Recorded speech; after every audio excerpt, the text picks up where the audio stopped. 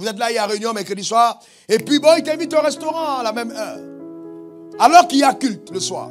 Tu dis, ben, on va pas aller au culte. Oh, t'inquiète pas, non, le révérend va falloir le connaître. Il n'y a pas de problème, on va prendre le CD. D'accord, vous voyez, là, c'est un indicateur que c'est un mafieux. Vous comprenez. Non, non, c'est clair. C'est clair. Et les deux, regardez bien les indicateurs. Quelles sont ses amitiés?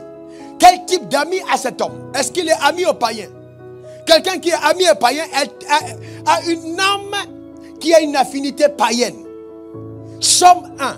Heureux celui qui ne s'assied pas sur le conseil des méchants, avec sur le banc des pécheurs.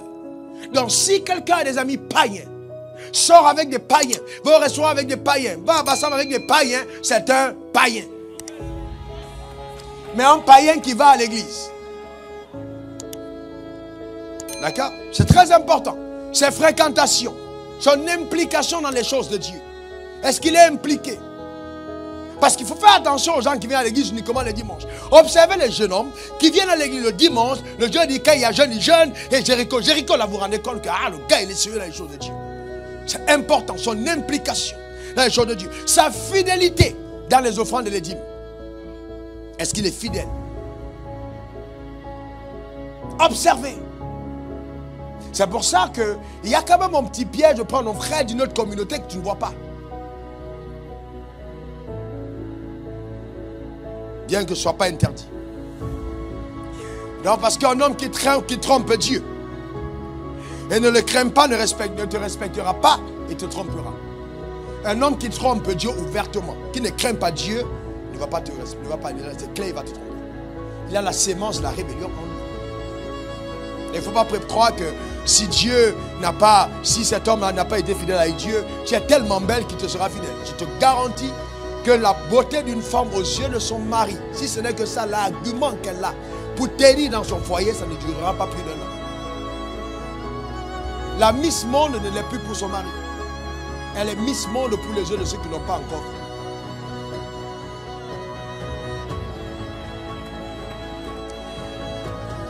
Est-ce que, voilà un autre indicateur, est-ce qu'il est repentant quand il commet des erreurs? Est-ce qu'il se répand? Est-ce que vous voyez manifester le regret d'avoir mal fait? S'il fait du tort à quelqu'un, est-ce qu'il regrette? Vous dites, oh putain, laisse tomber ce soir. Qui fait pas ça? C'est pas un problème. Voilà, donc c'est les indicateurs. Est-ce qu'il est repentant? Vous savez, quand vous n'avez pas profondément regretté d'avoir fait quelque chose, vous l'avez fait. C'est le profond regret qui met fin à ce qu'on fait de mauvais. Ce n'est pas la repentance. C'est d'abord parce qu'on a regretté profondément. Est-ce qu'il est soumis à l'autorité? Est-ce qu'il est soumis à l'autorité? Est-ce qu'il est soumis à l'autorité?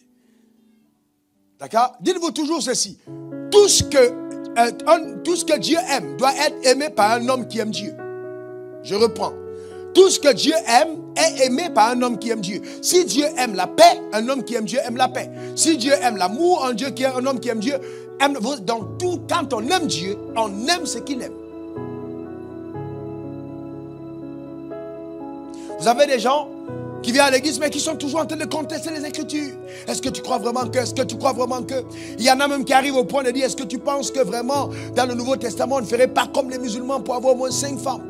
Il y a des gars qui questionnent. J'ai eu un frère en Christ d'une assemblée locale ici qui est venu me voir. Il avait beaucoup d'argent. Il m'a dit, bon, est-ce que voilà, j'ai trouvé un texte dans Isaïe qui explique qu'on doit avoir 7 femmes. Et il a commencé à discuter sérieusement sur cet argument. Vous comprenez? Il y a des indicateurs. Quand quelqu'un arrive là, vous vous rendez compte qu'il est dangereux. Il faut commencer à intercéder pour lui. D'accord? C'est très important. Est-ce que cette personne honore ses parents? Est-ce qu'elle honore ses parents? La Bible dit honore ton père et ta mère. Est-ce qu'elle honore ses parents? Un homme qui n'honore pas ses parents ne vivra jamais en paix dans sa maison. Avec vous.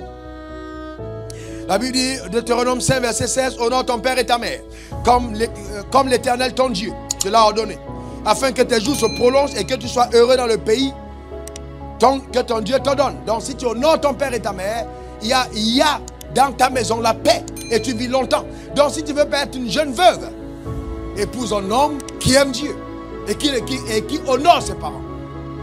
Beaucoup de personnes ne se rendent pas compte qu'ils peuvent mourir dramatiquement dans des accidents crise cardiaque à cause du manque d'honneur dû à leurs parents, même spirituels. C'est important de faire attention.